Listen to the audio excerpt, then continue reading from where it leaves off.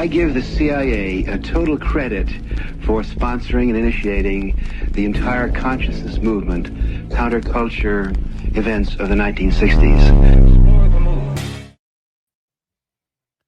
All right. Welcome back to Rise to Liberty podcast. Let's make sure everything is kosher on this end. It seems to be.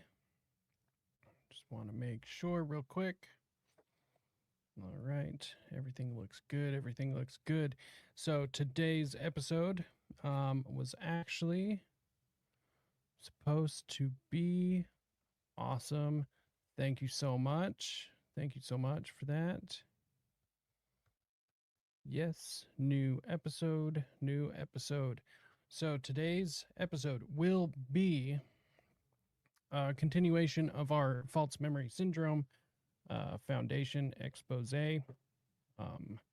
But first, one thing I do want to bring up, something I haven't done in a minute, but it is worth it. It is the sponsor for our show, which is Nadu Shave Co. Make sure and go check these guys out. This is absolutely the best razor you can possibly ever have. They have the balls to sponsor this show, among many others. So make sure and go to nadeaushave.co.com. Make sure and use promo code RISE15, RISE15 for 15% off at checkout. Make sure and let them know who sent you. You will not be disappointed with anything that you get from them. It's the razor I use personally, and I absolutely love it. So, on that note, let's get into this. So, like I said, today's episode will be the continuation of the False Memory Syndrome Foundation. Let's see here. I'm just making sure that everything is kosher on our end and update the layout. Cool. So today is going to be part 4. Anyone that wants to follow along, make sure and go to the episode description. It will be down below. Otherwise, you can find this in on my profile. Let's see. I'll just repost this right now for anyone interested. So, but today we will be getting into Dr. Robert J. Lifton, psychiatrist and author known for his work on the psychological causes and effects of war and political violence. We will also be touching on Dr. Martin T. Orne, and of course, everyone's favorite doctor, Jolly West. Let's see right here. So, without further ado, let's just get into it. So, like I said, Dr. Robert J. Lifton is who we will be talking about. So, Lifton has written extensively on topics such as thought reform, mind control, and the psychological effects of nuclear war and terrorism, including thought reform and the psychology of totalism, a study of brainwashing in China.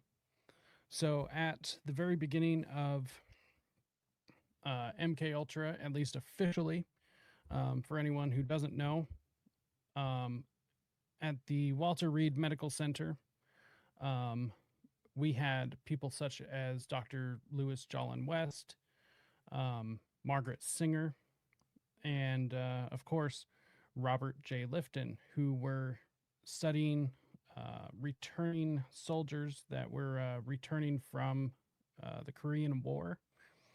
They were POWs who had come back and had talked about using biological and chemical warfare agents in the Korean War. This, of course, is still highly contested today. However, it's my belief that we most certainly did use these chemical weapons in the war. I don't know why anyone would think that we wouldn't. Maybe just blinded by that good old fashioned American patriotism that, of course, America could do no wrong. But if you look into it, it seems fairly obvious that we did use these weapons. Nonetheless, this was the excuse that people like Sidney Gottlieb had used as justification, or Alan Dulles had used as justification for the beginning of MKUltra officially, that our soldiers were being brainwashed by China, Russia, North Korea, and that because of that, we need to hop on the mind control research, and we need to be able to understand what's going on, and we need to be able to do the exact same, so that way we can program and deprogram our soldiers. But what's interesting is we were actually working on how to program our soldiers and everyone else's soldiers, along with the general public. I do highly recommend this book, The Thought Reform and Psychology of Totalism. It is a very interesting read. I have included a link for anyone who does want to go check that out. So, as stated, as a Air Force psychiatrist, Dr. Robert J. Lifton was sent to South Korea on a team assigned to interrogate American POWs who were subjected to communist brainwashing. He stayed in Hong Kong after his service at the Walter Reed Medical Center on unspecified grants to study the more intense form of thought reform. As it states here, Lifton's research for the book began in 1953 with a series of interviews with American servicemen who had been captive during the Korean War. In addition to interviews with 25 Americans, Lifton also interviewed 15 Chinese who had fled their homeland after having been subjected to indoctrination in Chinese universities. From these interviews, which in some cases occurred regularly for over a year, Lifton identified the tactics used by Chinese communists to cause drastic shifts in one's opinions and personality, and brainwash American soldiers into making demonstrably false accusations. Like I said, I don't believe them to be demonstrably false accusations. Of course, this is the use of biological and chemical weapons in the Korean War. So, where had we heard this before? Where had we heard other doctors being involved at the Walter Reed Medical Center?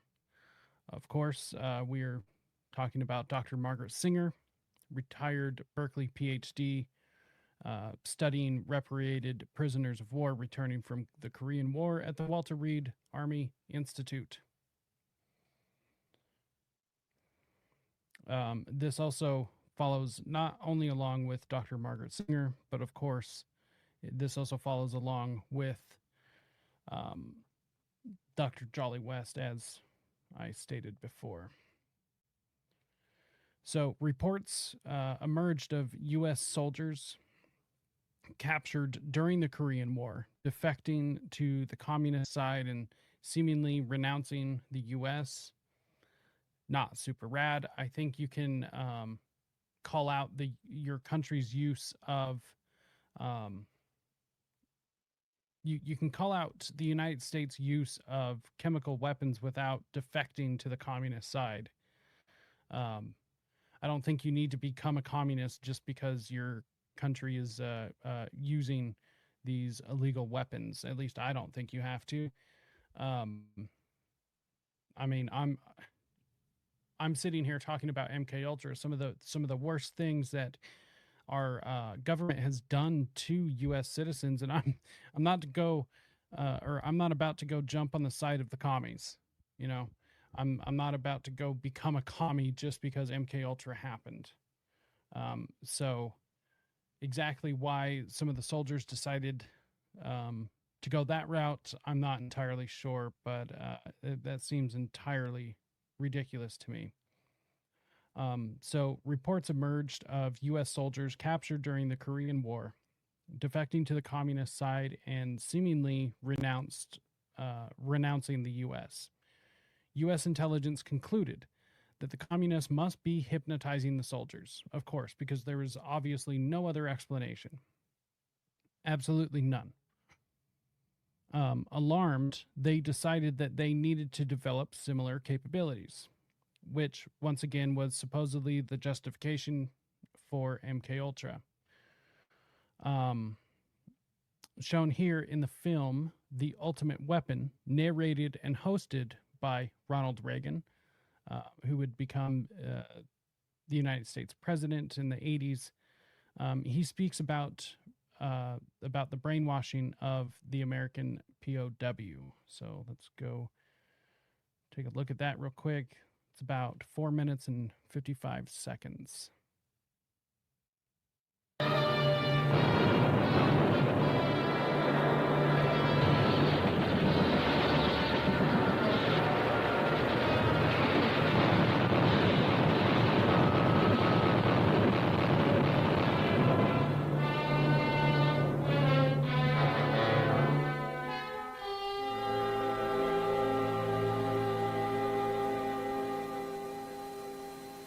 Let us review once again the weaknesses in the American character.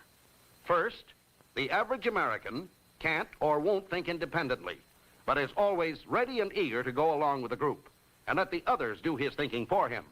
Second, he seems to lack confidence in his ability to solve his own problems. By himself, he is frightened and insecure. He expects others to make living easy for him. Third, he talks a great deal about his concern for others, but basically, he lives only for himself. And fourth, the American is not committed to a definite standard of conduct. He has hazy concepts of right and wrong. In short, he is an opportunist. He will do anything for a price. The decadent capitalist society breeds these weaknesses. We can use them. Upon assuming your positions, you, as instructors of American prisoners, can exploit these weaknesses in order to control them. Not flattering, certainly. These are communist ideas from actual Chinese documents. Maybe it should be written off as pure tripe. Americans went into Korea to do a job. A nasty, dirty, dangerous job. A job that none of them asked for, but they fully intended to do it. Among them was Dr. William E. Mayer, physician and psychiatrist of the United States Army Medical Corps, who served as a member of the Joint Medical and Intelligence Team, which made a comprehensive study of Americans who returned after nearly 3 years as captives of the Communist Chinese. Ladies and gentlemen, I'm Ronald Reagan. I'm speaking to you now not as an actor endeavoring to entertain you, and certainly not as an announcer speaking for a sponsor. I talk as Ronald Reagan, American citizen, to you, American citizen, concerning the Communist Chinese appraisal of our national character. Did they have our number? Was it all enemy tripe? We began to learn the answer when the Communists released back to us the several thousand men they had held for nearly 3 years. What I have to tell you now is Dr. William E. Mayer's own story, as he saw it and as he believes it now can shape our future. The Americans who fought in Korea were a good representative cross-section of healthy American males in the 19 to 24-year age group. The majority could be considered average. They were well-trained and well-armed, and they came from all over America. They fought bravely and well.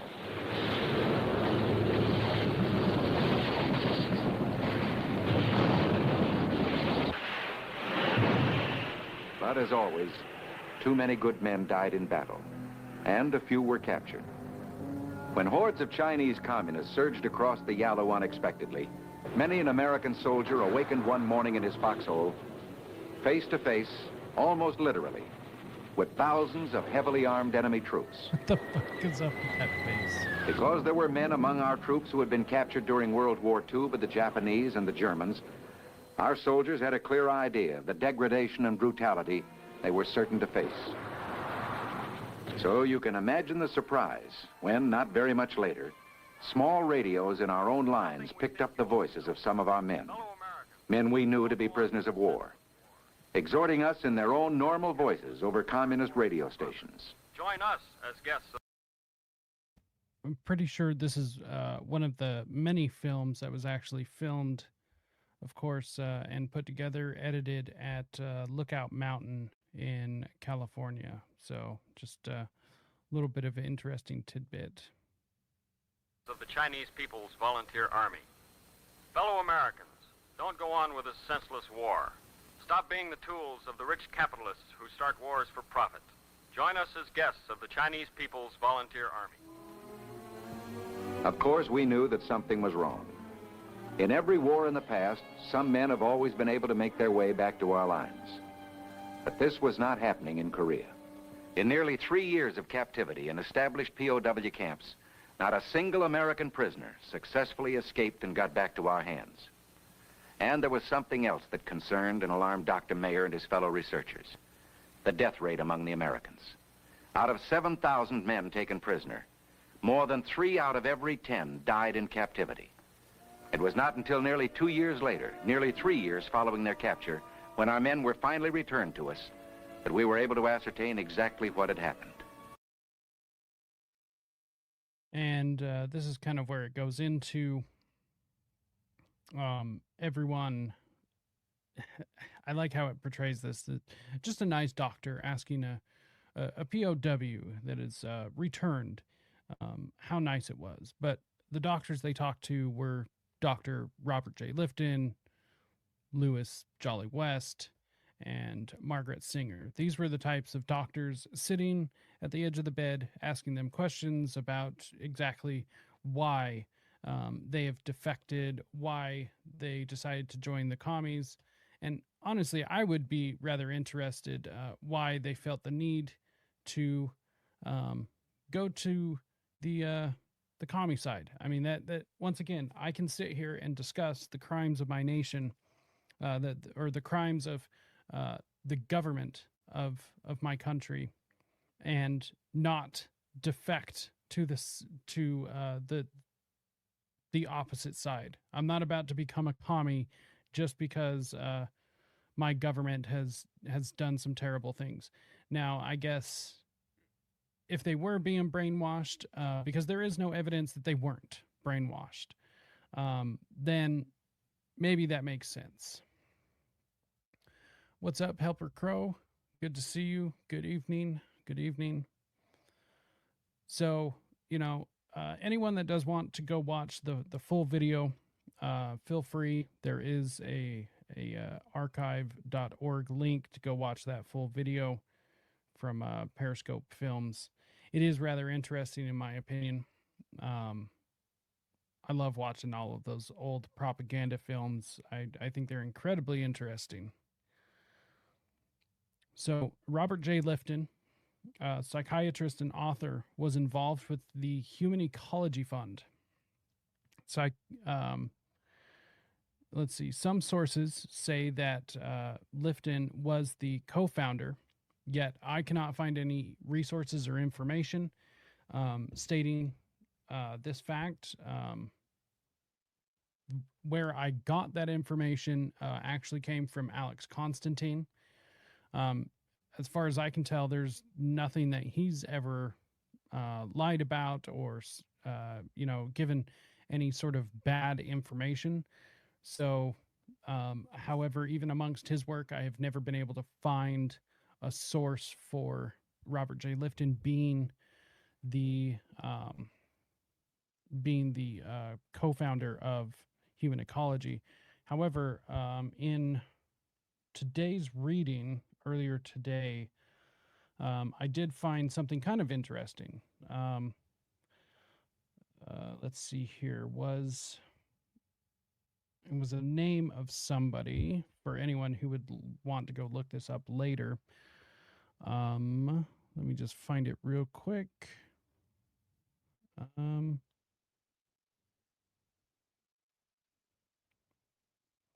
So John Gottinger,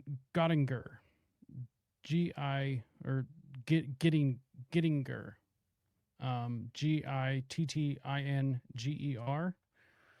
He was a CIA Technical Services staff scientist with a dozen years at the agency Apparently, he helped organize MKUltra's human ecology cover program in universities.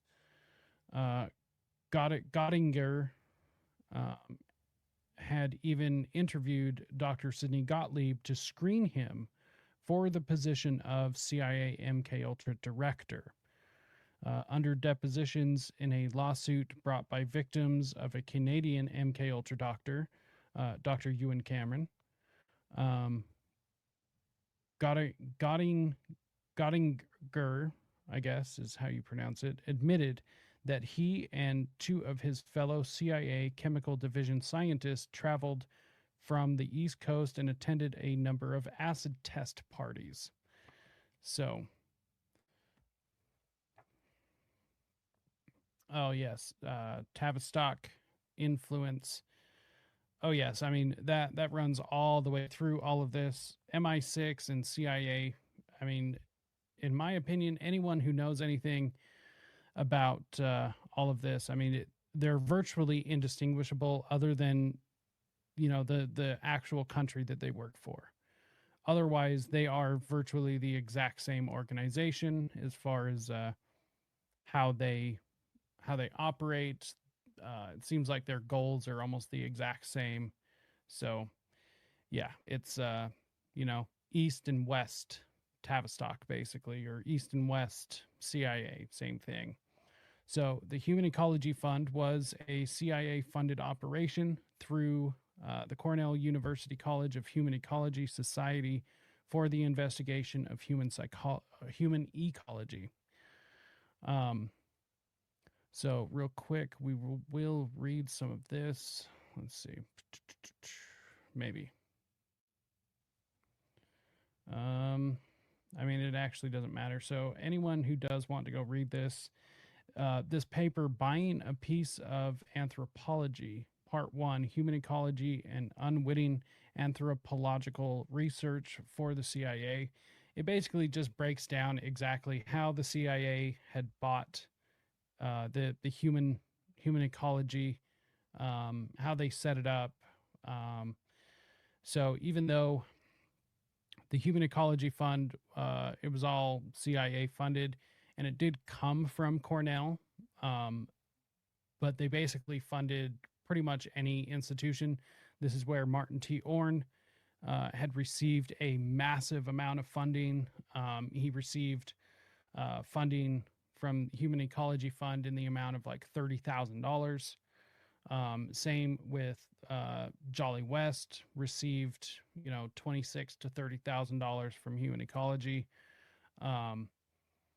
It's just, I mean, this is the CIA front. This is how they did all of the testing without being busted. And where this money came from, I mean, that was all black operations at the time.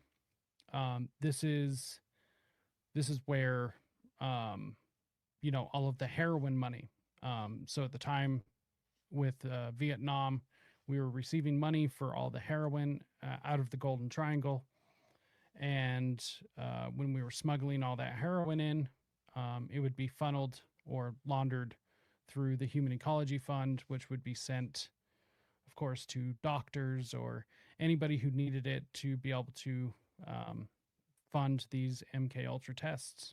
So this is also how we funded all of the Nazi doctors who came over through Operation Paperclip. I mean, and mind you, this was only one way of funding, especially at the time. Once again, I've brought this up before, but for anyone who's new, let me just bring this up real quick, just to give you kind of an idea. Let's see here. Give me just one sec.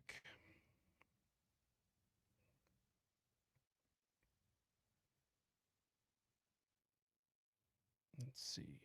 So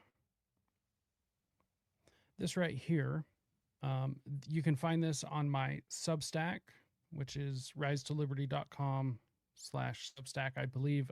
Otherwise, check in the episode description. You can find a link to it.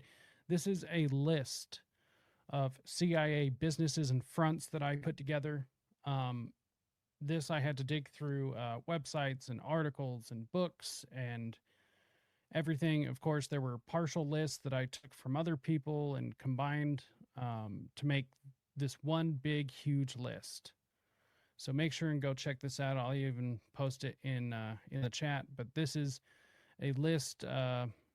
Some governmental agencies, companies, foundations, societies, associations, universities, and other educational institutions, legal firms, news agencies, publishers, and editorial boards.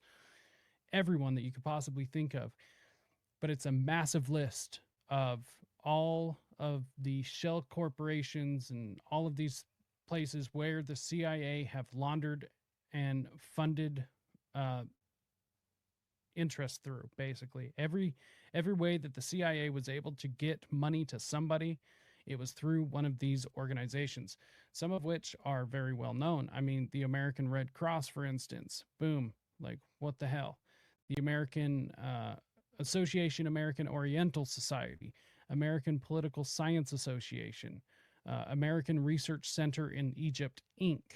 I mean, this is like USAID, but just every possible company and organization you could possibly think of. It is an A through Z list. It is also a living document. So if anyone goes through this and finds an organization that's not added to this, feel free to send it to me and I can update this. But as you can see, like it just keeps going and going and going. Speaking of which, there's Cornell University right there. Council on Economic and Cultural Affairs, Inc., Council of Foreign Relations, which is actually different than the Council on Foreign Relations, completely different. I mean, it's virtually the same institution as far as what I could find out when I looked into it, but they are different than the CFR. So Cuban Revolutionary Council, like what the hell? Cummings and Seller, Curtis Publishing Company, and it just keeps going and going and going. So the Human Ecology Fund is just one of the many names that would be on this list. So in every way that the CIA would be able to fund anything, it's on this list. So, and these are all old too. I mean, a lot of these, these are just, these are older companies and stuff. There's plenty of new ones now that I'm sure we don't know about or won't know about for some time. But you can pretty much rest assured that there are just as many, if not more, actively out there right now. So,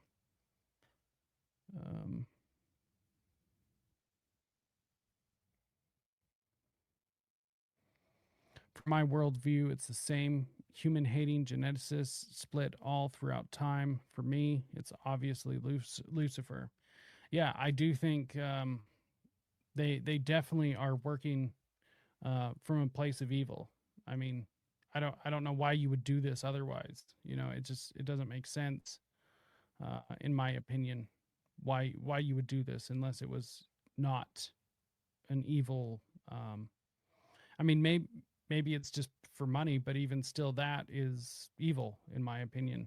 So that's the Human Ecology Fund. We had talked in part 1, which, in fact, let me, I think I'm just going to go bring this up. Since we're here, we're talking about it, might as well.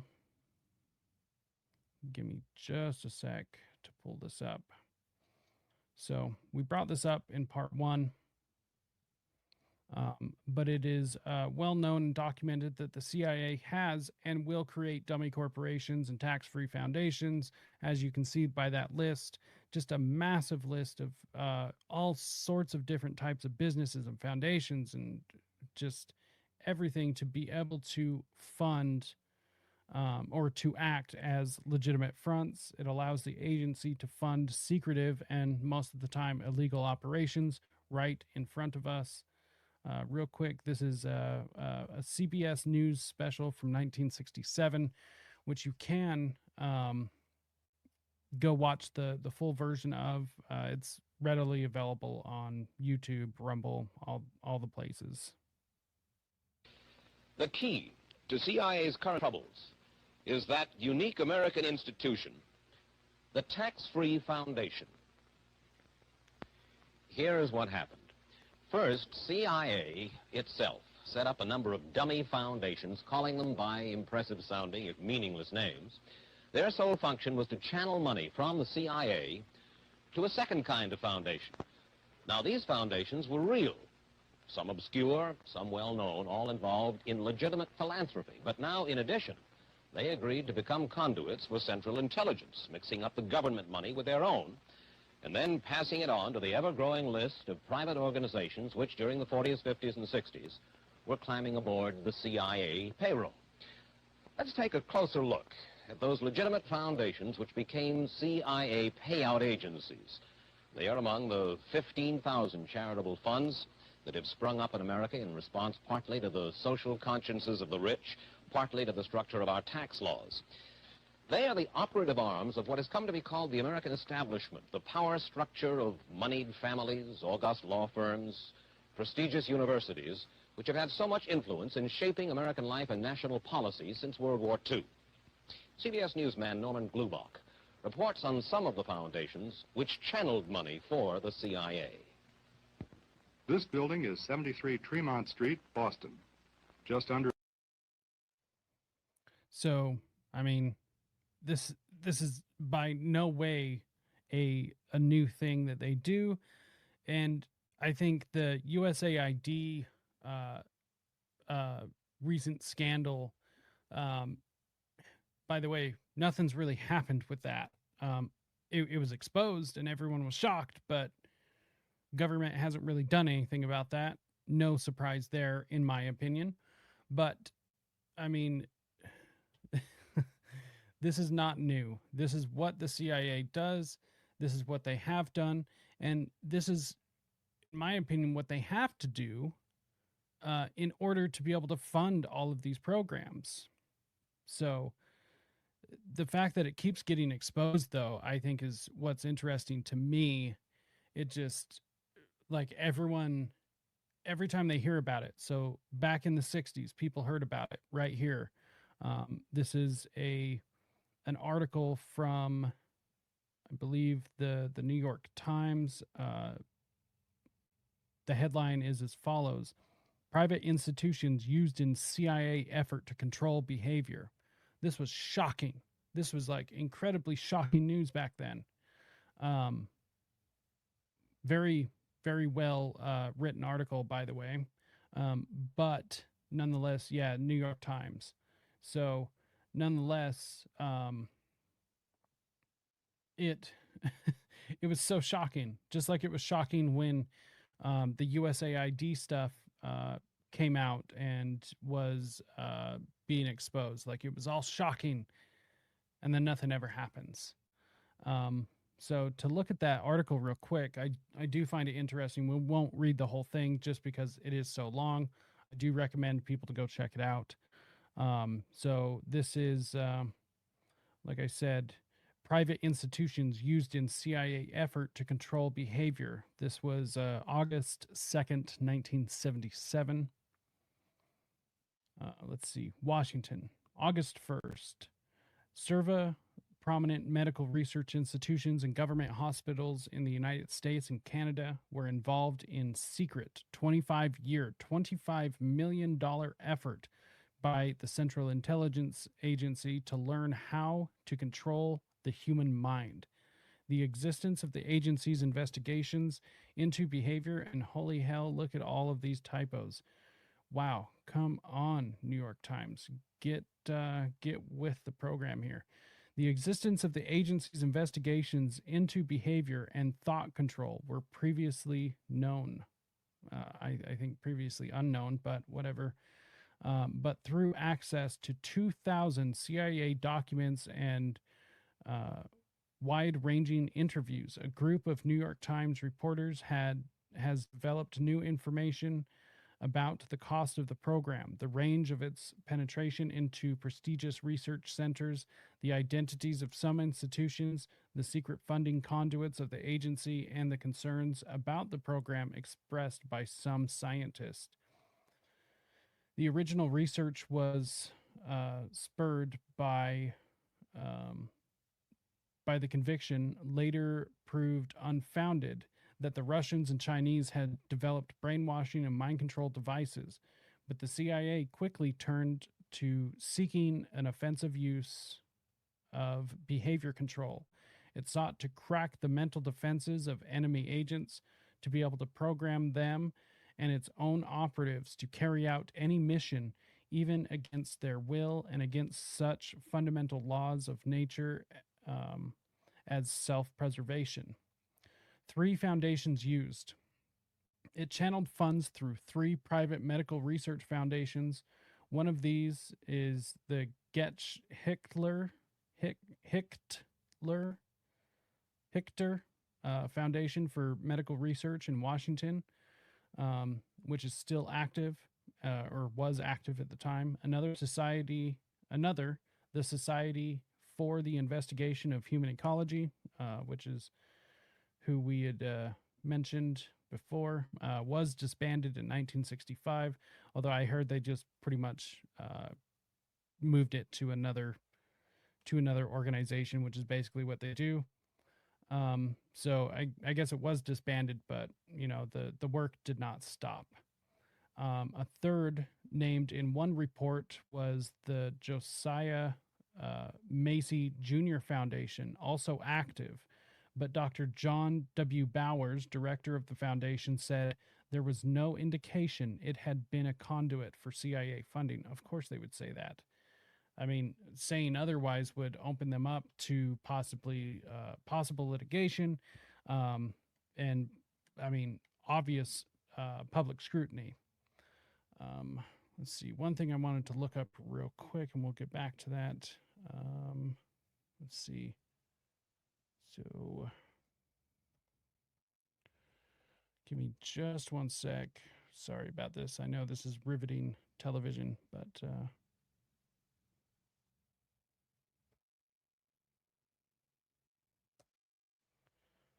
since we're talking about mind control, that's right. Okay, so I was just looking for a poem. It will make sense in a minute, I promise. Since we're talking about mind control and behavior modification, all of these certain things, there is a poem that we should really listen to. Let's see here. Okay, so we got that. All right, so by the early 1960s, the CIA had grown uncomfortable about the experiments. Yeah, I'm sure they did. A 1957 report by the Inspector General noted that the chemical division had added difficulty in obtaining expert services and facilities to conduct tests and experiments. Some of the activities are considered to be professionally unethical and in some instances border on the illegal, the report said. So they reach us. Okay. We're expected to believe that they're doing these tests. They're bordering, or they're uncomfortable. They are bordering unethical or professionally unethical, and in some instances border on the illegal. And we're supposed to believe this as if they didn't know, first of all, because if this was all true and they were uncomfortable with it, they wouldn't have been hiding it in the first place. This is what we call damage control. This is damage control, plain and simple.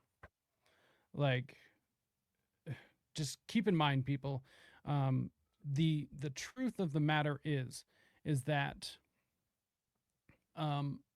what was it? The ethics violation, or the ethics standards that were created after World War II, which was the Nuremberg trials. So the Nuremberg Code. The Nuremberg Code is fake. Okay. And the reason I feel so comfortable saying that, especially once I remember what it is that at the very time that we were charging a lot of these, or some of these so-called Nazis, these prisoners of war, of these ethical violations, these medical violations, at the very same time, we were running Operation Paperclip, and we were bringing them over to run the exact same programs here in the States. And so you're telling me that the Nuremberg Code is real? That's bullshit. Right. Yeah, like 12 people went to trial. And it was a complete clown show, a complete mock trial, like whatever the hell it's the hell is it called, a banana court or whatever. It was a show trial. There you go. Banana court. But the point is it was just a complete joke, right? It's all a show. So the agency officials were also worried that the reputations of the scientists contracted were in jeopardy. Oh no, not the poor scientist. Won't somebody please think of the scientist? Just clutch your fucking pearls while you cry about these poor scientists. Moreover, the agency appears never to have found the secret of mind control, and the documents now public indicate that it had little success with interrogations using drugs and hypnosis. But that was a fucking lie. That was a straight lie. They were very successful with mind control. That's why they kept doing it for 20 years. And I was talking about this with my mother earlier today. So at the time, right? So they said right here, moreover, the agency appears to never have found the secret of mind control, and the documents now public indicate that it had little success with interrogations using drugs and hypnosis. Fucking bullshit. On top of this, this is what we're expected to believe.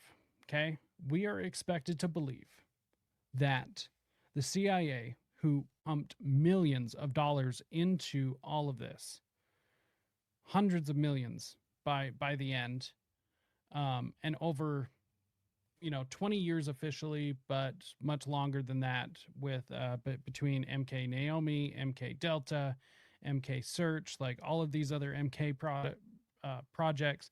And this is just the MK projects, not even including all of the other operations that kind of loosely fit into this. But everything all said and done, and they never found the secret of mind control. Yet, at the same time, Mr. Charles Manson, a elementary school dropout. I think he made it to 5th or 6th grade before he dropped out of school. Charlie Manson, career criminal, was able to figure out the secrets of mind control all by himself. He was able to do that by himself.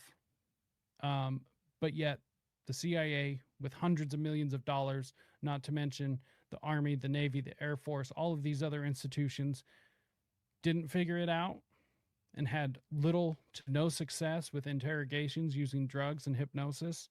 Bullshit. That's just, to think that is in my opinion a true conspiracy.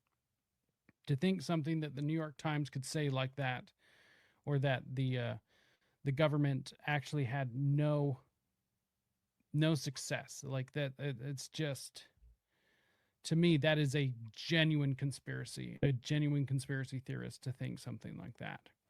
So what emerged from extensive interviews with present and former intelligence officers, medical researchers, and others was the fact that despite professional misgivings on the part of some medical researchers, the CIA was able to assemble an extensive network of non-governmental scientists and facilities, apparently without the knowledge of the institutions where the facilities were situated.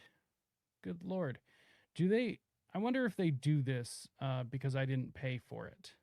I wonder if they do all of these very obvious typos, or maybe they're just that dumb. I'm not really sure.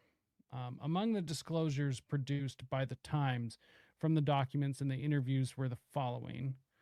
Pharmacologist Carl Pfeiffer, pharmacologist now associated with a private treatment center in New Jersey, conducted LSD experiments for the CIA on prisoners at the federal penitentiary in Atlanta and Bordentown Reformatory in New Jersey between 55 and 64. He was paid $25,000 a year. Wow, interesting. So, I mean, there's a lot of these. It seems like there's a lot they wouldn't be able to hide from, which seems like that's what they're admitting to here.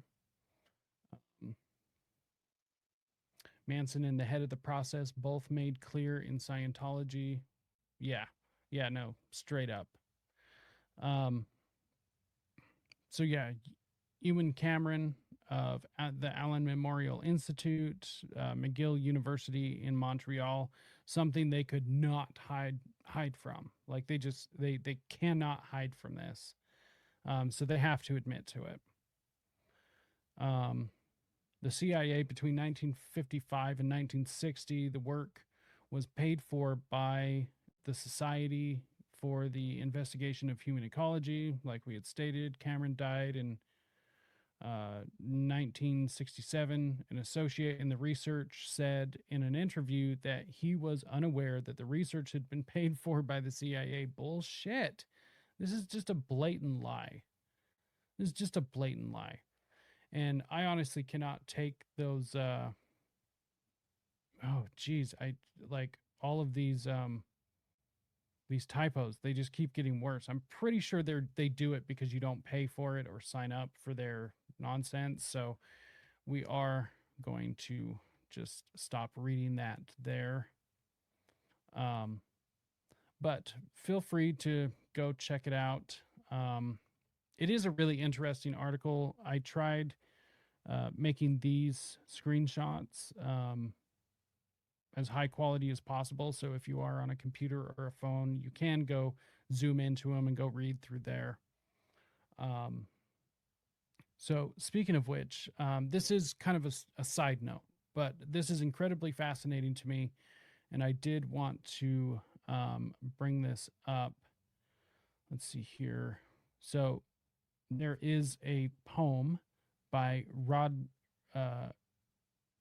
Rudyard Kipling. It was written in 1915. Let's see here. So this is, this is actually used for psychological torture and behavior modification in POW camps. So this is something that they would have been working with at the time, just to give people kind of an idea of what we're talking about here. This is the sort of thing that even today the CIA will use to bring in psychological torture. Basically, this is one thing that's actually used also to train against it as well. So let's listen in. It is a fascinating poem, something I've really enjoyed, but once you listen to the audio, you understand why it's used for behavior modification and mind control. Mr. Rudyard Kipling. Give me just one sec. Gotta unmute it. Okay. Mr. Rudyard Kipling's famous poem entitled Boots. Those of us who have never been engaged in actual warfare have very little idea of some of its worst horrors, one of the most terrible being the agonized impression made upon the minds of the infantry soldiers during the long, forced marches. Soldiers have been known to go absolutely insane with the everlasting sight of marching feet all around them. Where foot fly, fly.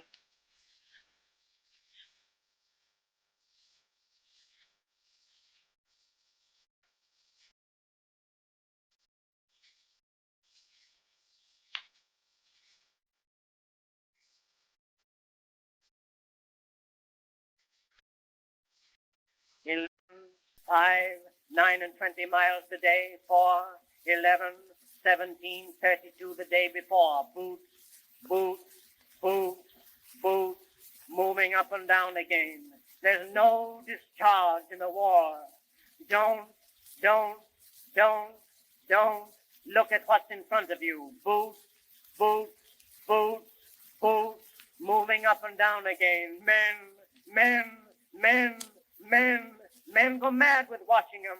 There's no discharge in the war.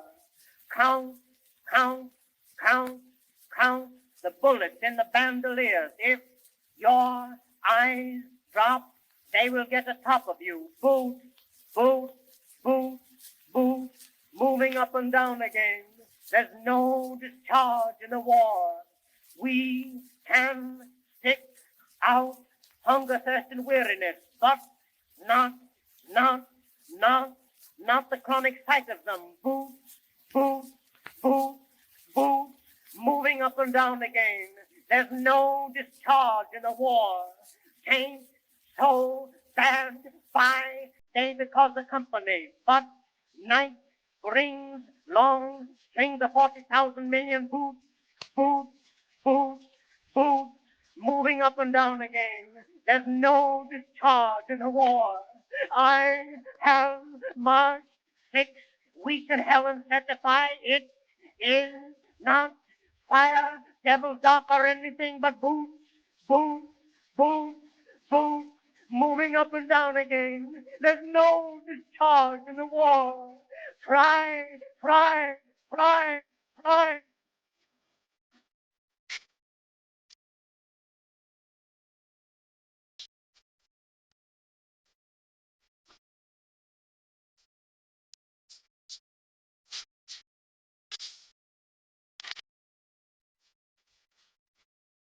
And so that is something incredibly interesting. So that poem, once again, written in 1915, um, of course, right around time of World War One, which anyone that knows history about that era, it's incredibly fitting. But the way in which that is used for psychological warfare today, they'll play that poem over and over and over again, and it's, I mean, it can only conjure just some of the worst things imaginable, in my opinion. But like I said, that was kind of a side tangent here, but kind of goes along with the theme of what we're talking about here. So this is kind of what we're dealing with. The sorts of things. It kind of reminds me of like psychic driving. What Ewan Cameron would have been using at the time. In fact, if I can find that real quick.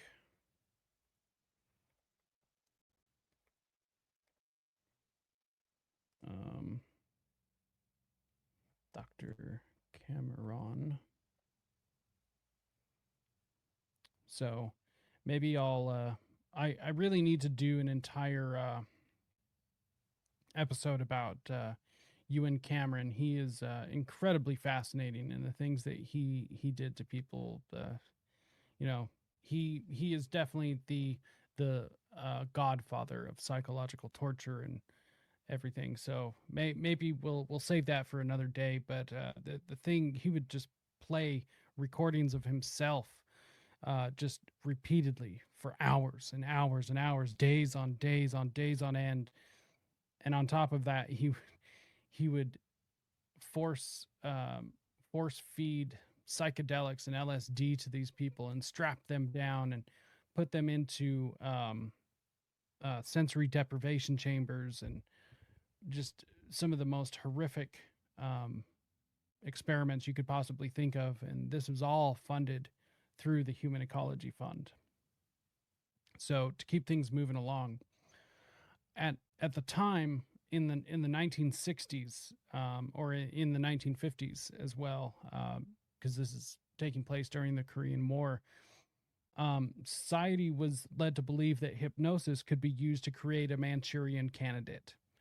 A 1962 film starring Frank Sinatra and Janet Leigh depicts a former soldier who was brainwashed into becoming an assassin.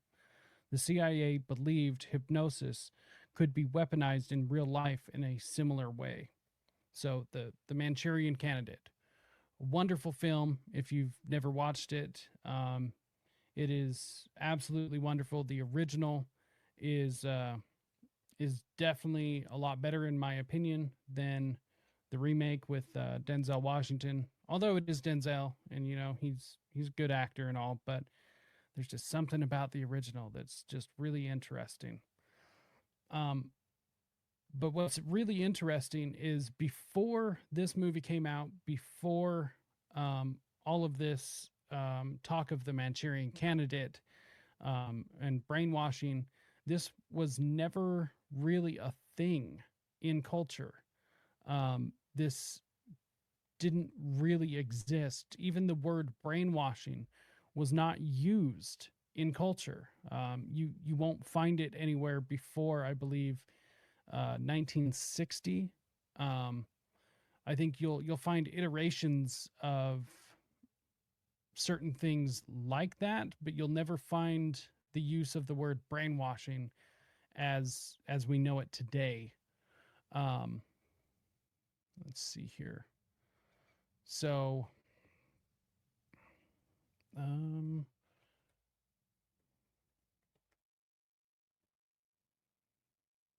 let's see. So, I'm trying to find real quick if I actually have a copy of the very first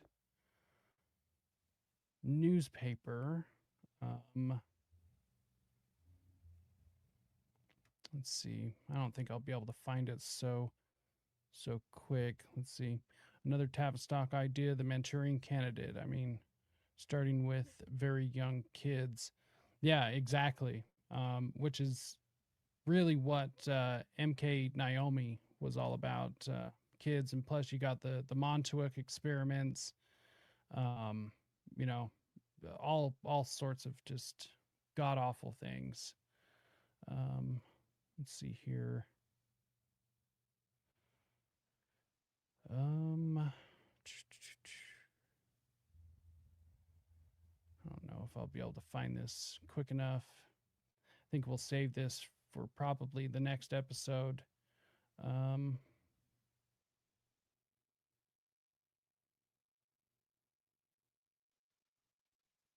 Let's see.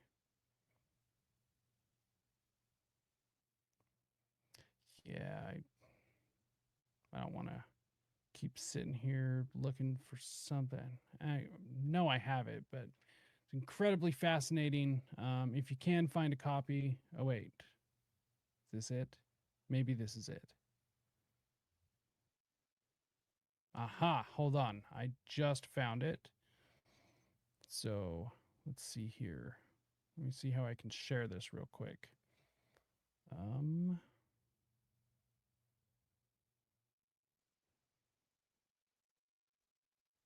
come on. Yes. Okay.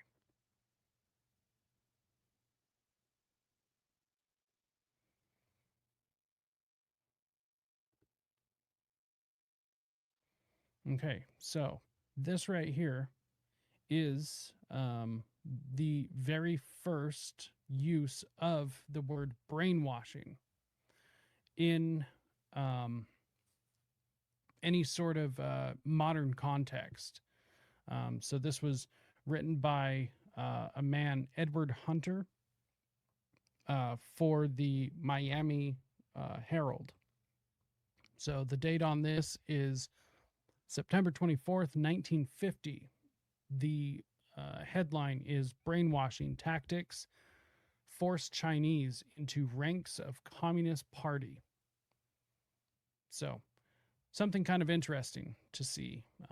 Like I said, before this, there was no use of the word brainwashing. And so this idea was really, really novel to Americans. I mean, it was the idea itself of brainwashing actually goes back. I mean, the earliest accounts we can find, as far as I know, in like written history is all the way back to ancient Egypt. You can find references to mind control and brainwashing in the Book of the Dead, which is interesting because it's now used by Satanists to, reference in a lot of their rituals and everything. But the way that we understand it, there was no references up until, the 1950s. So this is something kind of interesting that I wanted to make sure and share. But back to the thread. Very good movie if no one's seen it. So, but wait a second. Wasn't there another doctor financially linked to the Human Ecology Fund? Of course, Dr. Martin T. Orne. Dr. Martin T. Orne, a senior CIA Navy researcher, was based at Pennsylvania University's Experimental Psychiatry Laboratory. He was an original member of the False Memory Syndrome Foundation's advisory board. The life of false accusations from the media came from paid operatives such as Dr. Martin T. Orne to conceal CIA crimes. So this is where we're going to get into Martin T. Orne and a little bit about him, because he's really kind of the head of a lot of this. Martin T. Orne had a teenage job assisting with magic shows where he discovered and developed his fascination with hypnotism. He continued to research hypnotism his entire career. Hypnotism and magic has a long intertwined history and relationship. One of these days we will probably do a show just about that, about the history of hypnotism and the effects of it, how it works, these things. I mean, anyone can learn it. It is incredibly interesting, which is why I think it would be worth doing an entire show about. But around the time when he would have had this teenage job would have been around the time of all of these, great magicians, Carter, Thurston. This would have been on the tail end of Houdini, that sort of thing. So this is when vaudeville was still a thing. So in the 1950s, Martin Orne, a then professor at Harvard Medical School, became essential in the CIA's quest for mind control techniques. We're going to watch this video clip. It is Dr. Martin Orne appearing on an early educational television program produced in the late 1950s called Psychology 1 with E.G. Boring. I swear to God, that's the name of the host. It's holy hell, is it boring? But Martin Orne actually does make it fairly interesting, which is why we'll spend the time watching it. Plus, it does give you some much needed information, especially if you don't know anything about hypnotism or anything. But this is incredibly eye-opening. So what he is describing becomes truly bone-chilling the further down the rabbit hole we go, which is more of a reason for us to be able to watch this.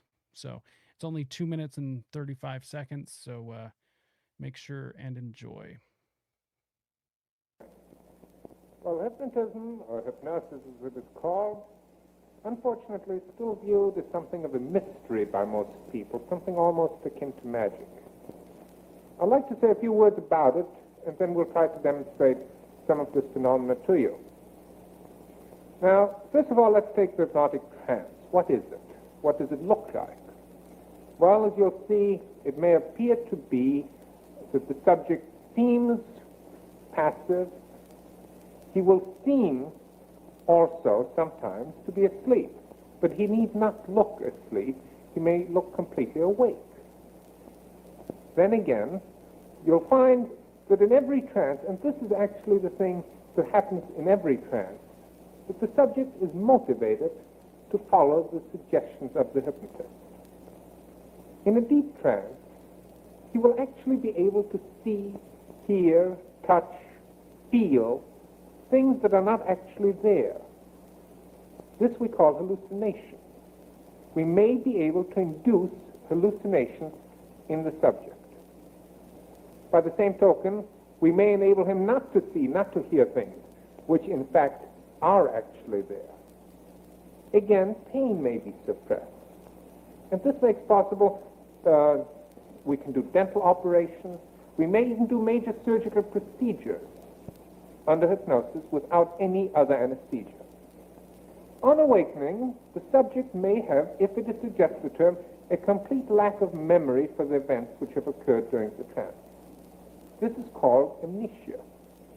And yet, he may carry out suggestions which we gave him during the trance without any awareness.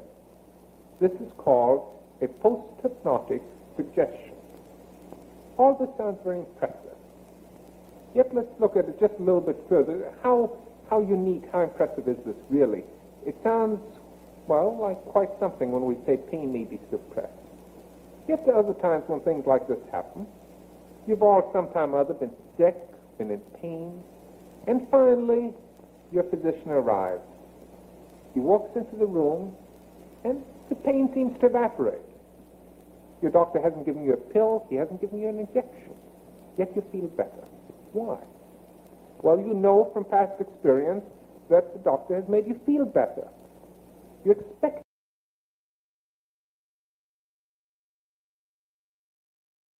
Let's see. Okay. So, I mean, we're talking about the suppression of pain. We're talking about hallucinations, which, I mean, okay, much like anything, yeah, exactly. He calls humans subjects, which is interesting into the psychology of who is talking. But we're talking about pain suppression. So just all right. This is one thing that really upsets me about all of this. Propaganda, mind control, behavior modification, all of these things in theory could be used to better humanity. Like it could be used in a way to better humankind. It could be used in a way to stop, drug addiction. Could stop people from smoking, which hypnotism is used in that way. I mean, for people to lose weight, get over all sorts of trauma, like it could be used to really help humans reach their full potential. Like all of this could be used in a good way, and there are some people out there attempting to try to do these things. But when these sorts of activities are in the hands of people with nefarious intentions, it just leads to the absolute most horrific outcomes that you could possibly think of. So somebody like this, who I won't say that he is all evil, because just like all of these guys, like they did contribute good things, but they have done also at the same time with the good things, and most likely all the bad things outweigh any good contribution that they have given to humanity. But when you introduce it this way and you experiment on people these ways, like it's horrific. It is the most horrific thing you could possibly think of. So to keep moving with Dr. Orn, when researching his book, The Search for the Manchurian Candidate, John D. Marks interviewed Dr. Orn. John Marks, once again, like I said, the author for The Search for the Manchurian Candidate, the CIA and Mind Control. This was like really like the first book that came out about MKUltra and mind control, and really what they were doing with hypnotism, and what is actually less focused on regarding MKUltra, and what has turned into cybernetics and all of these different things. But when John Marks received the documents from his FOIA request, which was 139 boxes containing 16,000 documents, at the time it was Richard Helms. Richard Helms was the CIA director when the Church Committee hearings were coming about, and he had ordered the destruction of every single MKUltra document, but that dumb bastard forgot about all of the financial records. So they didn't destroy them. That's what John Marks actually ended up receiving in his FOIA requests. So these 16,000 documents is what he used to write The Search for the Manchurian Candidate. One of these documents showed a $30,000 grant from the Human Ecology Fund and a $30,000 grant from Scientific Engineering Institute, or SEI, which we will get to SEI here in a minute. Both grants were given to Dr. Martin T. Orn. And these are the biggest grants that he got, but they were far from the only grants that he got. He got many more grants, also from the Navy, the Air Force, but these were directly just from the Human Ecology Fund that he got. And what's interesting is he also had top secret clearance. Only one of five people in MKUltra who ended up getting top secret clearance. So Martin Orn was actually a doctor who was consulted with a lot, which was unheard of. Most of the time, the CIA told these doctors, like, do your thing, tell us what the results are, and like leave us alone. Like, we don't want to contact you. We don't want to be friends, With Martin Orn, they wanted to be friends. He was a leader in all of this. So it's really interesting. Jolly West was another doctor that got top secret coverage, or top secret clearance. And so it's a very, I guess, a prestigious thing for these doctors to have reached this top secret clearance with the CIA. Basically, they were briefed on what was happening, almost as if they were the ones running MKUltra, which is pretty much true. So yeah, these two $30,000 grants from the Human Ecology Fund and the grant from the SEI, Scientific Engineering Institute, both were given to Dr. Martin T. Orn.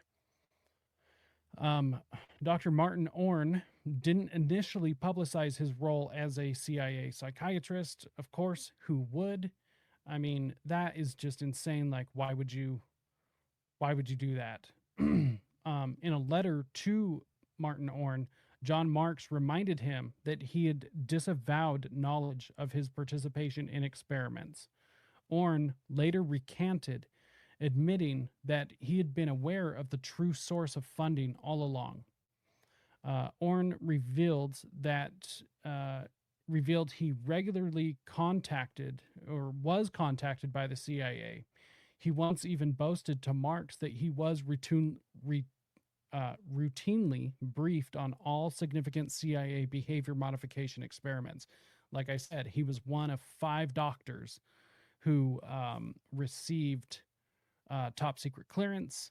Like I said, the CIA wanted to be his friend. They wanted every opinion, every possible interaction that they could get from him.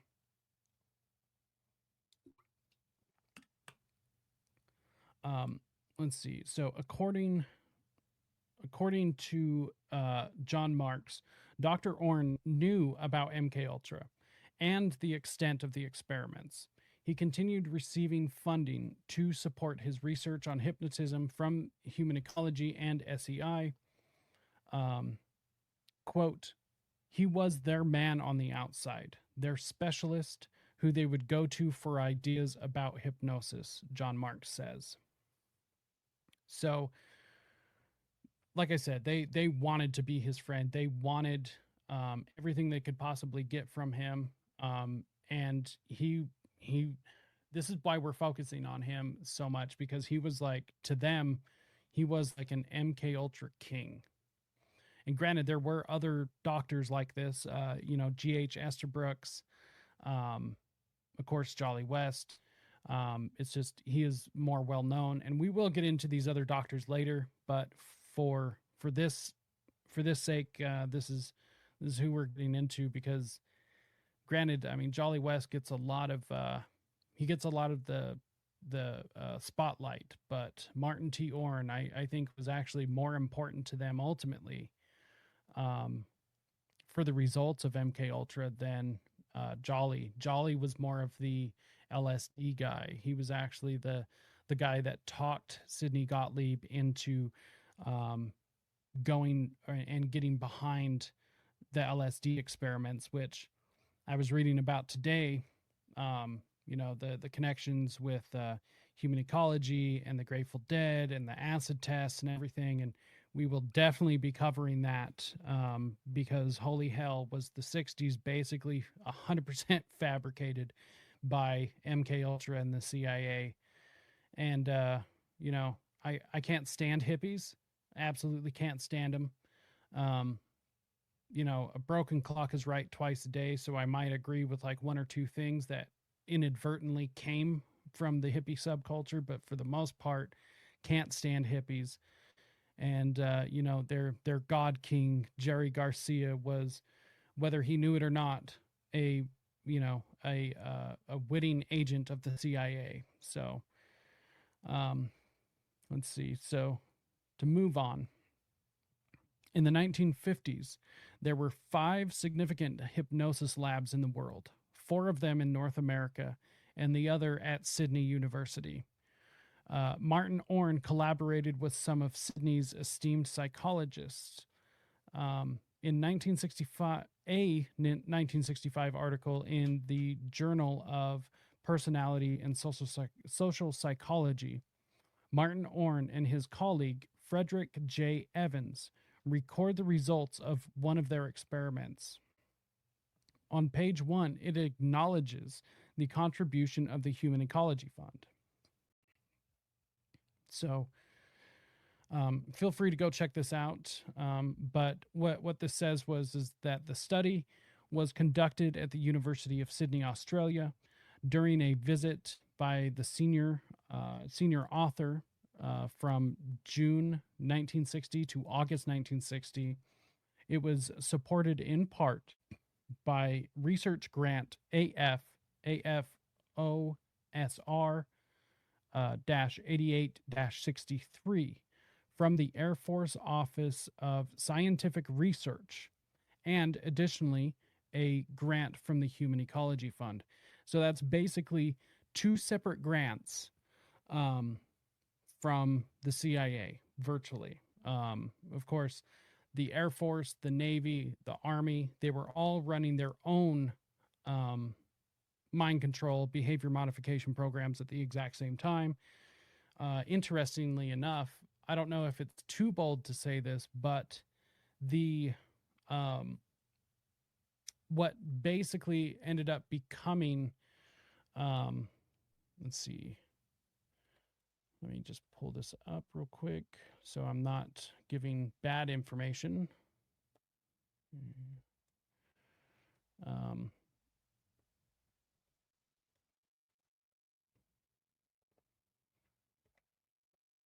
So what ended up becoming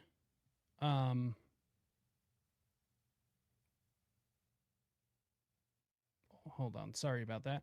What ended up becoming Scientology actually began life as a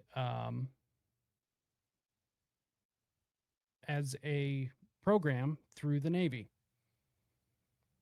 And I mean, it shouldn't be all that surprising. So just for anyone who is interested, this will be interesting. The Brainwashing Manual by L. Ron Hubbard. You can go check this out. You can find it on the Internet Archive, but this was funded. This was a funded manual by the Navy, which is where he got the funding for all of this. I can't remember if this was actually ended up being published by the Navy. That I can't say for sure, but I do know for a fact that the funding used for this came from the Navy's research program into behavior modification and mind control.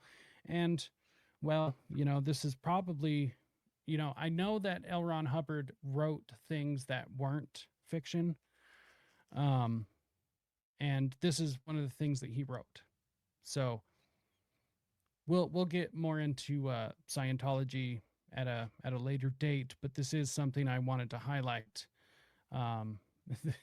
The Brainwashing Manual by L. Ron Hubbard. Very interesting indeed. So yeah, you can go check out this research article, the Journal of Personality and Social Psychology. All of the articles and journals and book chapters that were written by Martin T. Orne are incredibly fascinating. Not all of them are dry reads. So Crowley as well influenced Hubbard, who of course was intelligence agencies connected. Yes, of course. Yeah, Crowley, who was one sick dog. Man, he was god awful. I'm actually thinking I need to get William Ramsey on the show. He's written a couple of books about Crowley, who seems to have such an influence on the 21st century, the 20th and 21st century. Like we've got to get William Ramsey on to talk about Crowley and a few other things. So, and it's interesting too, because Crowley, you have like two like schools of thought, and you can definitely tell. You know, you have the fanboys, and then you have the people who are more grounded in reality about how sick of a man he was. And you know, the teaching, do what thou wilt. Okay, that's great for somebody who is a moral person. I myself, for anyone who doesn't know, for most of my 20s, I was a Satanist. And for me, it worked because I followed, you know, what I considered to be ethical egoism. And for instance, like the thing that made me the happiest would be the happiness of my friends and family, and by doing good things. But Satanism only works in a positive way if that's what makes people happy. But do what thou wilt. If something makes you happy, do it. That's the whole belief system. If it makes you happy, do it. And so if somebody wants to do something bad because it makes them happy, then they're going to do it. So therefore it doesn't work. And so it's just like, yeah, exactly. It just makes you more carnal. Yeah, it's a base human desire in every aspect. And so there's just that's an entire discussion for another show for sure. That we can definitely get into that. So make sure and go check out the stuff that Martin T. Orne wrote. Highly recommend it. So to keep going, the Scientific Engineering Institute. This is where things are going to start getting really interesting. The SEI was another CIA funding cover, just like the many in that that article I wrote, or the list I curated, I guess. So reports suggest that a team from MIT's Lincoln Laboratories at the Air Force, Air Force something laboratories, I can't remember, the AFCRL, spun off to create the CIA Scientific Engineering Institute in 1956. Its early work focused on radar technology and the U-2 spy plane.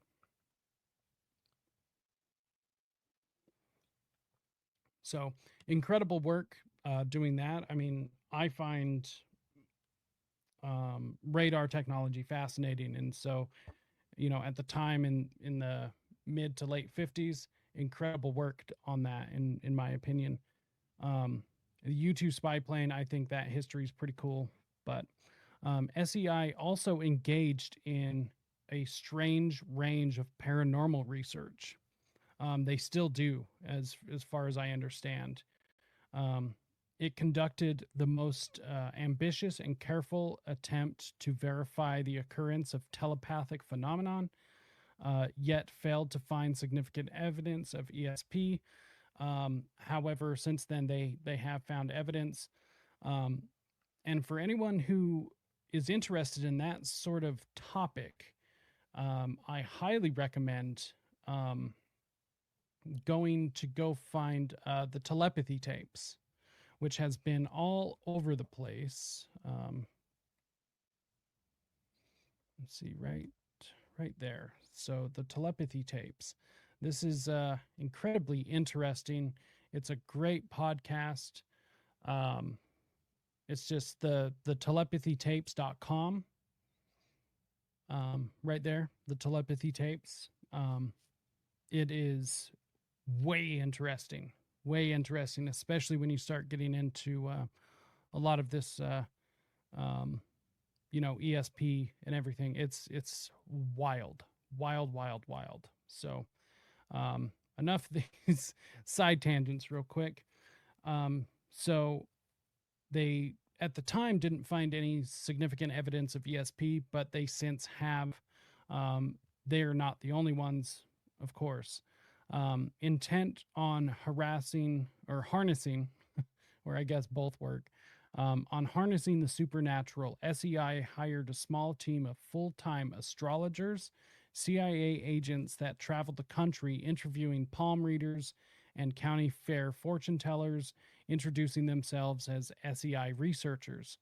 In 1962, the SEI set up a life sciences lab to study the effects of electrodes deep within the brain.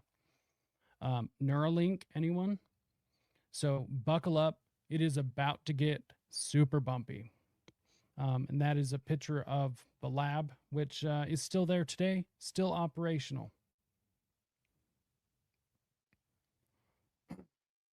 So, trigger warning for anyone. This story kind of fucks me up. It is intense. This is one of the many victims of MKUltra and a lot of the cybernetics testing. This is exactly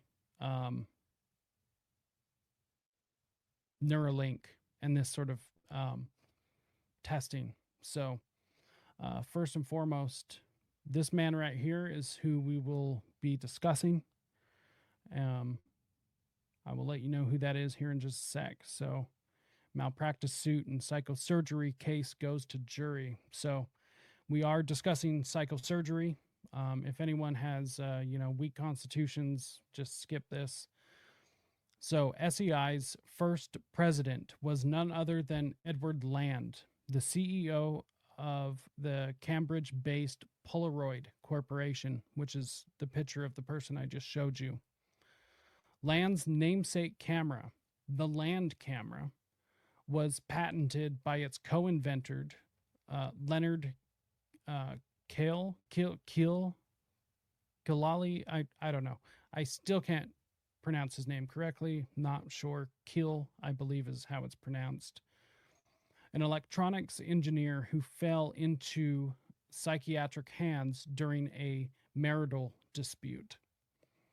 CIA psychiatrist Vernon Mark of Boston City Hospital and UCLA's Frank Irving were ultimately the doctors who treated Kill.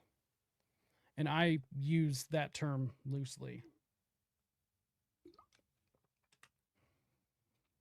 So Kill was hospitalized and pressured into brain surgery. He refused at first, but his wife threatened divorce if he didn't submit to the brain surgery. So a little background I should have included was that he had bouts of anger, and he had issues with depression and stuff, but it seemed to be brought on by the marriage that he was in, by this wife who basically coerced him into a brain surgery that he didn't want or didn't feel that he needed. She tricked him into going to marriage counseling and all of these other things. He accused her of cheating. She denied.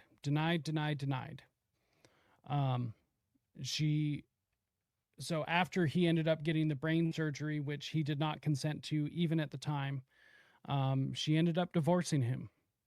And she divorced him after the surgery anyways, and she actually married the man who she was actually cheating on him with. So he was right the whole time.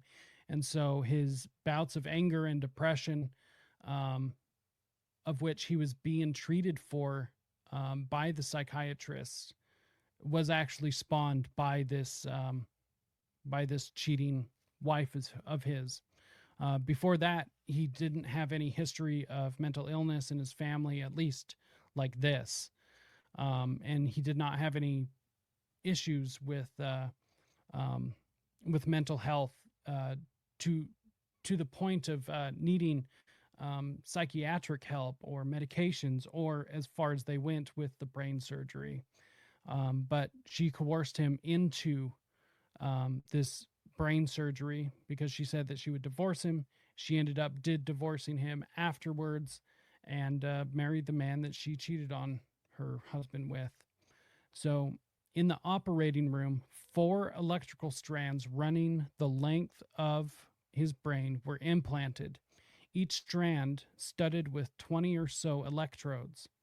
It was only after surgery that Kill was asked to sign his consent with the strands in place, already zinging his brain. Straight up classic manipulation. It was just like forced coercion. And so, like I said, these 2 doctors did not get his consent until the electrodes were already in his brain. His brain was exposed to, the surgical lights, and, they have the electrodes in his brain. So he has 4 strands of wires. Each strand has 20 electrodes. They buried each electrode into his brain and then asked him for consent. And of course, by this point, I wouldn't consider that to be genuine consent, considering he was already being zapped. And for anyone who knows anything about cybernetics or anything like this, that you can control somebody's arm to write whatever you want, basically. So Dr. Peter Bragan investigated the case and found that despite the growing reports of Mark and Irving that the patient was totally disabled, chronically hospitalized, and subject to nightmarish terrors, that he will be caught and operated on again at the Massachusetts General Hospital.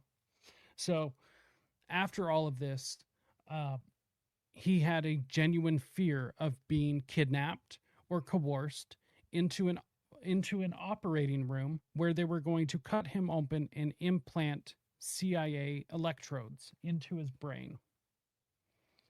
The Mass General and labs are killing all of the useful cells in my brain Keel confirmed to a VA doctor when the electrodes burned lesions into his amygdala. Another treatment that left him permanently paralyzed from the waist down. So, mind you, after these electrodes were implanted into his brain, they could control him remotely. They didn't need him to be in the same room or even in the same building. Now, I do believe that it, did have a range, but all it takes is a van and, some electrical equipment and being within the distance of being able to control him. So they were able to fry his brain so much that they did paralyze him from the waist down. The haunting fear left by Keel's ordeal, a psychiatrist wrote in the New England Journal of Medicine, is that, quote, men may become slaves, perhaps, to an authoritarian state. Which is the fear, right? I can link that to Lucifer as well, through lightning symbology. That dang devil. I completely agree. So this is just for anyone who thought that this is a fake story. Malpractice suit and psychosurgery case goes to jury, February 6th. I do have the link for this. I don't know why I never included it but you can find this story. It's not hard. This is a real story that took place. Keel is still alive, although he is in a lockdown ward of Harvard's Massachusetts General Hospital. Or wait, no, he actually got moved to California. He's in a hospital out in California. I believe he is a ward of the state at this point. His mother took care of him every single day until she passed away. Or I think I read that he had just passed away in 2019, or maybe I'm thinking of somebody else. And anyways, these psychiatrists basically got him into the hospital and signed all the paperwork stating that this man was hysterical and he needed treatment. Otherwise, he was going to be a danger to himself or others. And I can't think of anything more scary, because the doctors are going to be listened to by the legal system. And so based upon, the appeal to authority and the appeal to expertise, they were able to trick the system. That and the use of his cheating wife were able to get him into experimental brain surgery that left him paralyzed and left him psychotic for the rest of his life. He would never be able to live a normal life after that. And if I remember right, he has passed away, or he is still alive. And if he is still alive, he is in California in a state hospital, being taken care of day in and day out. Not ever being able to live a normal life, like I said. And the person who supplied the funding for this was Edwin Land, the CEO of the Polaroid Corporation. This man whose company almost went under, but was saved by his namesake camera, the Land camera, which is a very good camera, and it held up, but it saved the Polaroid Corporation. And it was invented by Leonard Keel, who was just like the most outrageous victim of MKUltra that I could possibly think of. And he knew about all of this, and he treated this man this way. And I want to just point out before we move on real quick, is anyone who pays attention to any sort of media, TV shows, or anything, there is this, I guess, ongoing joke of the crazy person the crazy homeless person who says, "Oh, the CIA is listening to me and my thoughts," or they're spying on me through my teeth, and it's like the crazy homeless guy freaking out, talking about the CIA spying on them through satellites or whatever. But this is exactly what it is. This is exactly what happened to this poor man. He had electrodes implanted into his brain against his will. And then the CIA followed him around and tortured him for the rest of his life. So as I've learned more and more about these things, I think that joke, I mean, you can find it all over the place. I'm actually on the hunt for any mentions of this. So whether it's in a cartoon, a movie, in a book, or anything, if you have one, if you know of one, please send it to me. Send it to my inbox at any of my socials. Send it to me. I am trying to make a mega clip of all of these CIA references to homeless people, or just like crazy people referencing the CIA spying on them, or anything like this. If you know of one, send it my way. Trying to make some content from it, and I'll make sure to credit you. But this is real. The CIA being able to spy on you through electrodes in your brain. It's real, and they've done this, and it's documented. And it's about the most horrific thing I could possibly think of.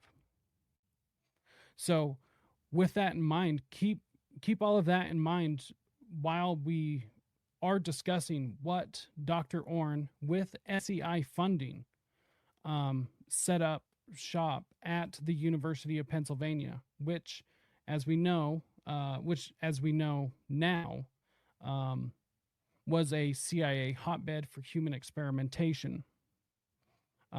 So from part one, according to Army records, Pennsylvania University hosted secret experiments in the 1960s of biochemical agents.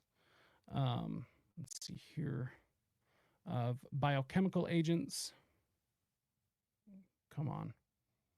Sorry, just trying to get some things cleaned up in the background to keep this moving. The toxins, poison gas, and other chemicals produced by the Dow Chemical Company were abruptly halted in 1972 when the prison's medical lab mysteriously burned down to the ground. Let's see here real quick. I did kind of want to go on a side about, let's see here real quick. See, it'll probably just be quicker if I pull it up here. So,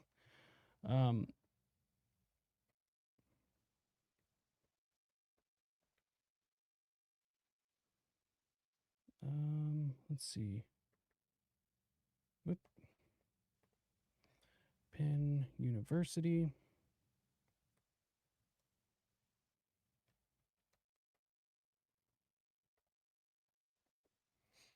Okay, so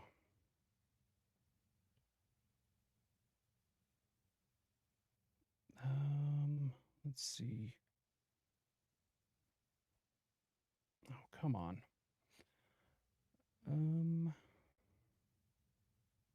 So Holmesburg Prison is the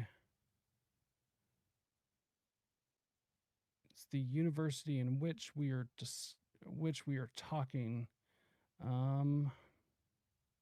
Geez, maybe it won't be so easy to find. So I thought it would be.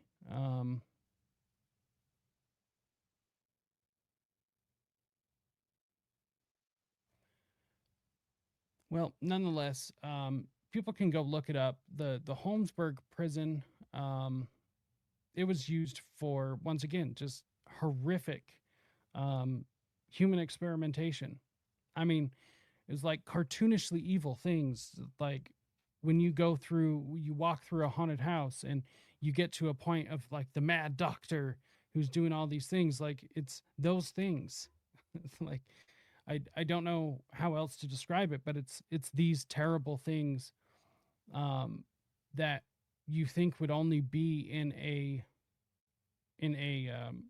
you know, James Bond movie of how terrible this person is. It's like, yeah, dipping people in chemicals. I mean, there was just the most horrific things you could possibly think of. They were doing it. Um, and there is an incredible. It's not that great of a website, but um, I believe. Let's see. Let me try one more thing real quick, because if I can find it, it's gonna give. Um, it's gonna give a lot of background information, which just kind of round out the picture. Um, let's see. Let's see. So it was Holmesburg.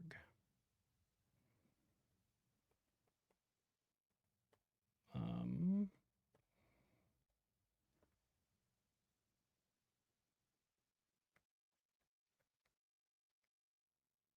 Holmesburg Prison.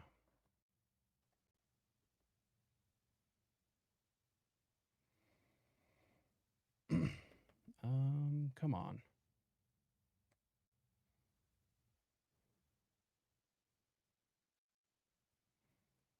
Okay, I got one more thing I can try. I wouldn't even be trying this hard if it actually wasn't so worth it. Um,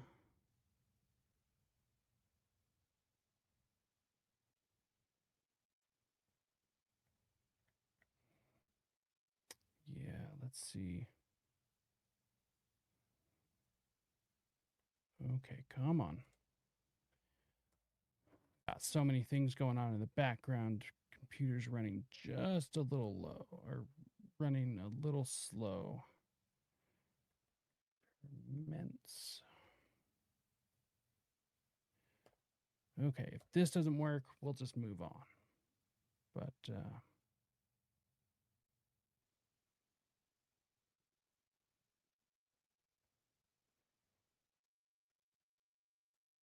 no, not gonna work.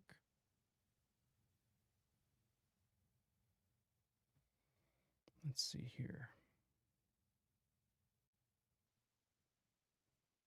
Nope, no, and I'm not gonna keep holding you guys up, but nonetheless, um, yeah, it's just look into Holmesburg Prison.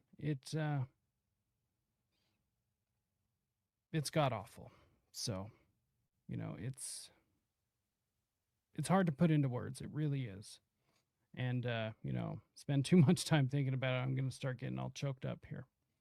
So, to move forward, at the very same time that all of this was happening, the CIA's Office of Research and Development, or ORD, geared up a study on parapsychology and the occult. The investigation, dubbed Project MK Often, aka Chickwit, the establishment of a social laboratory by SEI scientists at the University of South Carolina, which created a college class in black witchcraft, demonology, and voodoo.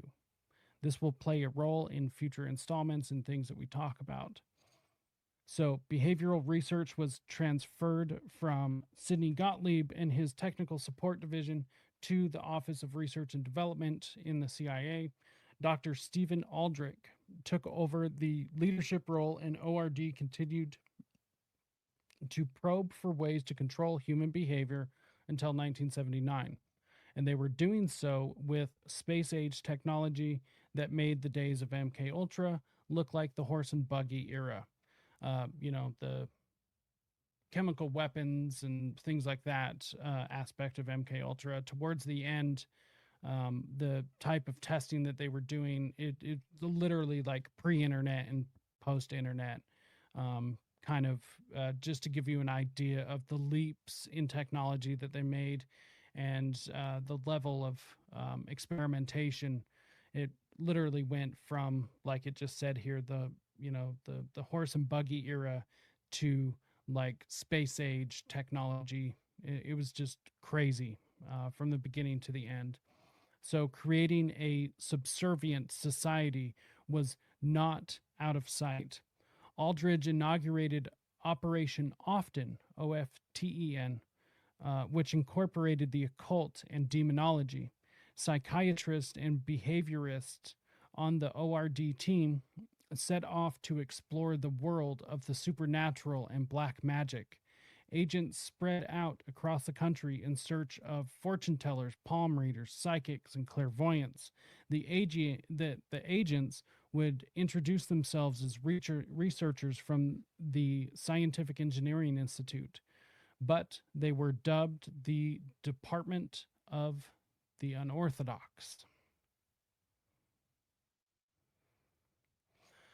The ORD Steve Aldrich, a doyen of occult and parapsychology studies, conferred the agency's most lucrative research award upon Pennsylvania University to study the effects of biochemical warfare agents in conjunction with Edgewood Arsenal Laboratories and Dugway Proving Grounds out here in Utah. Dr. Martin T. Orne gained the most fame for his role in two high-profile criminal cases, the Patricia Hearst kidnapping and bank robbery and the Hillside Strangler and serial killings. Dr. Martin Orne was called upon to examine Patricia Hearst in preparation for trial. Orne testified that Hearst had essentially been brainwashed during captivity before she robbed the San Francisco bank in March of 1976. His opinion was also shared by two other psychiatrists called to appraise Miss Hearst's state of mind. Of course, Robert J. Lifton and Lewis Jolin West. Dr. Orne, Lifton, and West unanimously agreed that Patty Hearst had been persuasively coerced to join the Symbionese Liberation Army. So, about to show you my favorite picture I think I've ever come across. And it's this one right here, which is from left to right. On the far left is Dr. Robert J. Lifton, F. Lee Bailey, which was Patricia Hearst's lawyer. Then we are looking at Martin Orne all the way in the back, Dr. Margaret Singer, and Dr. Jolly West. Without a doubt, my favorite picture. It's just so creepy looking at all of them, and it's in color.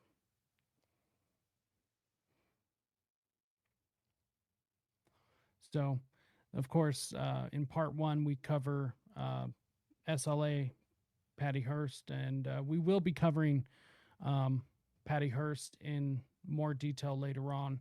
I am going to try and hurry this up just on the back end. Podbean, which I am streaming to, also does cut off at 2 hours. So I am going to try and get the rest of the information in, and then I'll wrap up with you guys on the video side and everything. But before we wrap up part 4, there are two names closely tied with Dr. Martin T. Orne that will play significant roles moving forward. Here is the first. Dr. Harold I. Leaf, a psychiatrist and early advocate of the teaching of human sexuality. Leaf joined the University of Pennsylvania faculty in 1968, the peak of CIA behavioral modification experiments at Holmesburg Prison. Along with Dr. Orne, Dr. Leaf is a founder of the False Memory Syndrome Foundation. And the second name is Dr. David Fings, or Fing, yeah, I think it's Fings, psychiatry professor at the University of Pennsylvania and close friend of Dr. Martin T. Orne. He is the one tasked with carrying on Orne's work and legacy. Along with Orne and Leaf, Dr. Fings is a founding member of the False Memory Syndrome Foundation. That sick fuck. So this is all about how these two work together for over 20 years. This is Dr. Orn's friend. Like, this is the guy carrying on his legacy. This is everything. So what I'll say is, everyone over on Podbean, I would like to say thank you for tuning in. I am going to cut it off because it cuts off at 2 hours. We're not done on the video side, so just hang out there for a minute. But make sure and go to risetoliberty.com/links, which is where you can find everything. There will be another stream tomorrow, and it will be at regular time, which will be 11:30 Mountain, which is 1:30 Eastern. So make sure and tune in for that. And everyone over on the Podbean side, once again, make sure to go to risetoliberty.com/links. So we'll pull up everything, and we'll be talking to you next time. Now, okay, we have finished over on Podbean. Sorry about that, everyone.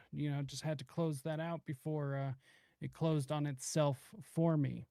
But these are two people who are False Memory Syndrome Foundation founding board members. And just look at him. He just looks creepy as shit, right? So we are almost done here. For everyone still hanging out, we're not going to be here too much longer, but I just wanted to close out Podbean real quick and everything. But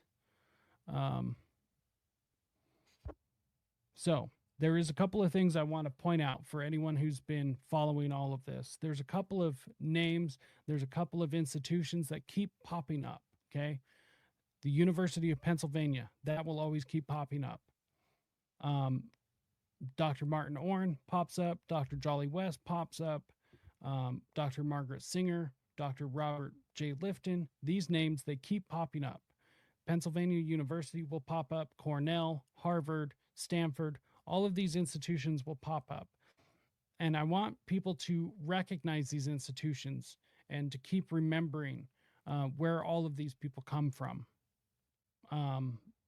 So these institutions and these names, they will all play a significant role as the thread definitely progresses. But this Dr. David Fangs, I don't know. I don't know how to pronounce his last name. He's still alive. He's still practicing, but he was a very close friend of Dr. Martin Orn. He is carrying on the legacy. So there is that.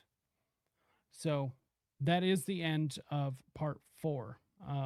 Part 5 starts off with Elizabeth Loftus and Ted Bundy.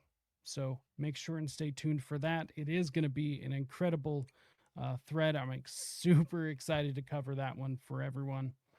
But this is the end of part 4. So we'll just cruise back up to the top for this. So if there are any questions, go ahead, put them in the chat. I will make sure and answer them next time. Or otherwise, if you've made it this far, I just want to say thank you so much. And I want to say hit the like, share, subscribe, all of these things.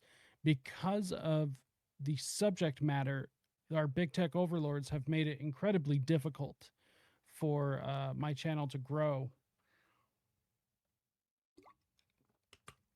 I try not to censor myself. I try not to water down the topics, which also makes it incredibly difficult to grow because platforms like YouTube, they're not friendly to that. So make sure and go follow me on Rumble. I am on Odyssey. I am actually going to be focusing a bit more on BitChute. They are a free speech platform. Sucks they don't have an app, but it is what it is. So I am on other platforms. So make sure and check me out there. Do not lose touch. Ooh, one thing I forgot to bring up right at the very beginning. So one thing I should, I need to talk about more, because I've had tons of people. I've had tons of people ask me about this. Let's see. Come on, please don't let. Okay, good.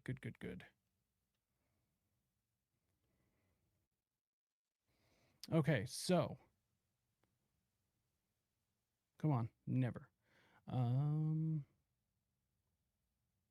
Let's see right here. So, anyone who is interested, anyone that wants to help support the show, head on over to Buy Me a Coffee.